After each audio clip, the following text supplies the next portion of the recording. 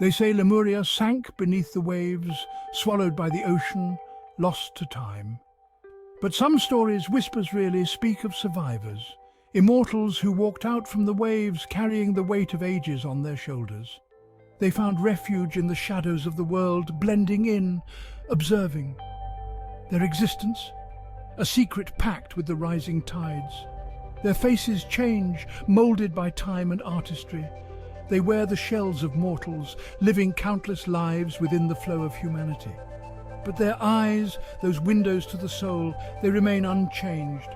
Pools of ancient power, reflecting the lost city that birthed them. These eyes see more than flesh and bone.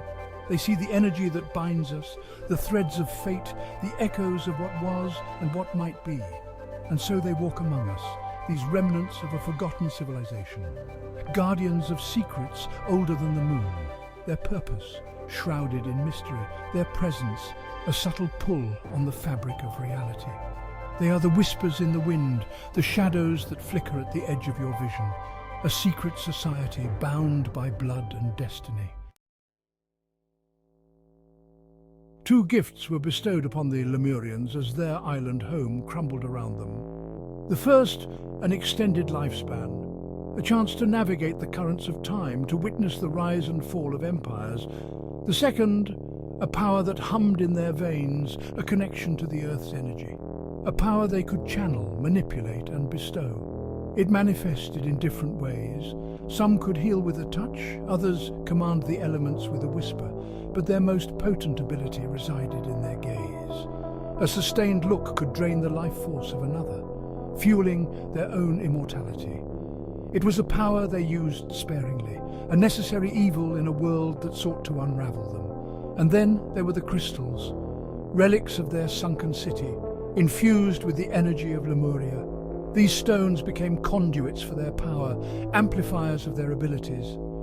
With a touch, a Lemurian could imbue a crystal with their essence, transforming it into a beacon of energy, a weapon, a shield.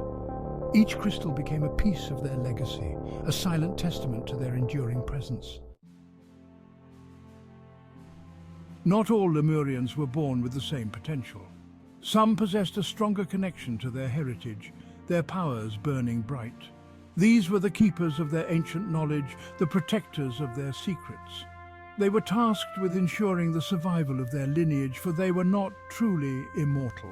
Their lifespan, though vast, was not infinite, and so they became the architects of their own destiny, manipulating the very essence of their being. They learned to transfer a fraction of their life force, their power, into another. They called them the seeded beings, ordinary humans imbued with a spark of Lemurian energy. These individuals would go on to live extraordinary lives, their potential unlocked, their destinies intertwined with the ancient ones. The process was delicate, fraught with risk. The transfer had to be consensual, a delicate dance of wills. The recipient, unaware of their inheritance, would often exhibit unusual abilities, precognitive dreams, a knack for healing, an uncanny connection to nature.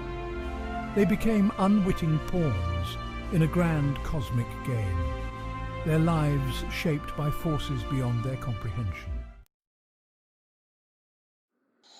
Once a year, as the veil between worlds thinned, the Lemurians would converge.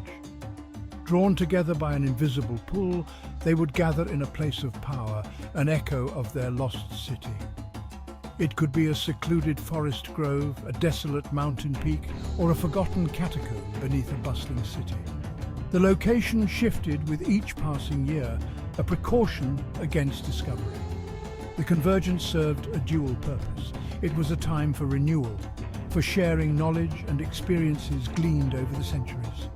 They would tell tales of the lives they'd lived, the people they'd met, the ebb and flow of human history. They would offer guidance to one another, navigating the complexities of their immortal existence. But the true purpose of the convergence was far more significant. It was during this time that they would choose their mates, not for love, not in the way humans understood it. Their unions were strategic, driven by a single all-consuming goal, to perpetuate their lineage, to ensure that the legacy of Lemuria would endure. The selection process was rigorous, a delicate balancing act of power and potential. Elders, their wisdom etched onto their ancient faces, would analyze bloodlines, tracing the flow of Lemurian energy through generations. They examined the seeded beings, those unsuspecting humans who carried the spark of their power, searching for signs of compatibility, for the potential to birth a child who could inherit their gifts. These children, born from the union of Lemurian and human, would be raised within the fold, their true nature revealed to them in time.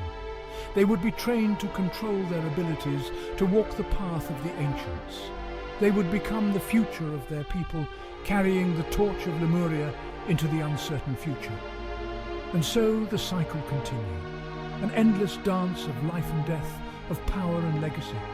The Lemurians, forever bound to the shadows, watching, waiting, guiding humanity from the sidelines. Their presence, a whisper in the wind, a flicker of light in the darkness. A reminder that some secrets are best left buried, and that some legends never truly die.